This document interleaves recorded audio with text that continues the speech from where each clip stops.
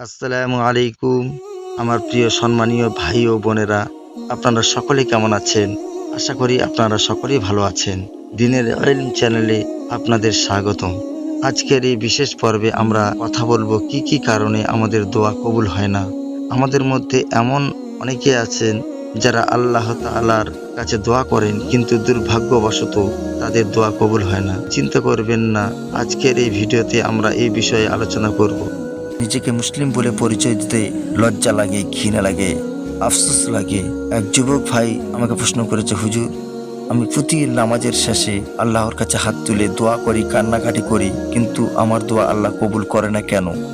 তো আমি বললাম, তোমার কোথাও না কোথাও চোরাই লিক আছে, সেটার কারণে হয়তো তোমার দোয়া কবুল হচ্ছে না। যেরকম বলা হয়েছে, তুমি নামাজ রেখেছো, সুদের টাকা খাচ্ছ, তুমি নামাজ রেখেছো, হারাম খাচ্ছ, তুমি নামাজ রেখেছো, গীবত করে বেড়াচ্ছ। তাই নামাজ রেখে গীবত করাও যা, একটা ফাটা বেলুনে হাওয়া দেওয়াও তা। তাই আল্লাহ অসীম দয়ালু, দয়ার ভান্ডার। আল্লাহ হচ্ছে অফুরন্ত ভান্ডারের মালিক। আল্লাহ দেওয়ার জন্য বান্দাদেরকে রেডি রেখেছেন।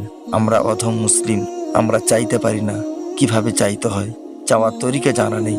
আফসোস, তাই আমরা আজ নিজেকে শুধরে ফেলি, পরিবর্তন করি। বলা হয়েছে, একটা বাচ্চাকে মা যতটা ভালোবাসে তার থেকে 70 গুণ বেশি আল্লাহ তার বান্দাকে ভালোবাসে। তাই দুনিয়ার মধ্যে আমরা যখন জেনারেল পড়াশোনা করি, শিক্ষায় শিক্ষিত অর্জন যখন করি, তখন আমাদেরকে একটা সার্টিফিকেট দেওয়া হয়। এবং অনেক যুবক ভাই আমার ড্রাইভিং কোর্স কমপ্লিট করলে তাদেরকে একটা লাইসেন্স করে দেওয়া হয়।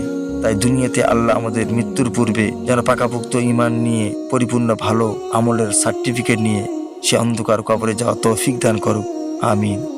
আমার প্রিয় ভাই ও বোনেরা, আশা করি এই ভিডিওতে আমরা আপনাদের বোঝাতে পেরেছি যে কি কি কারণে আমরা দোয়া করলেও আমাদের দোয়া কবুল হয় না। আল্লাহ হাফেজ।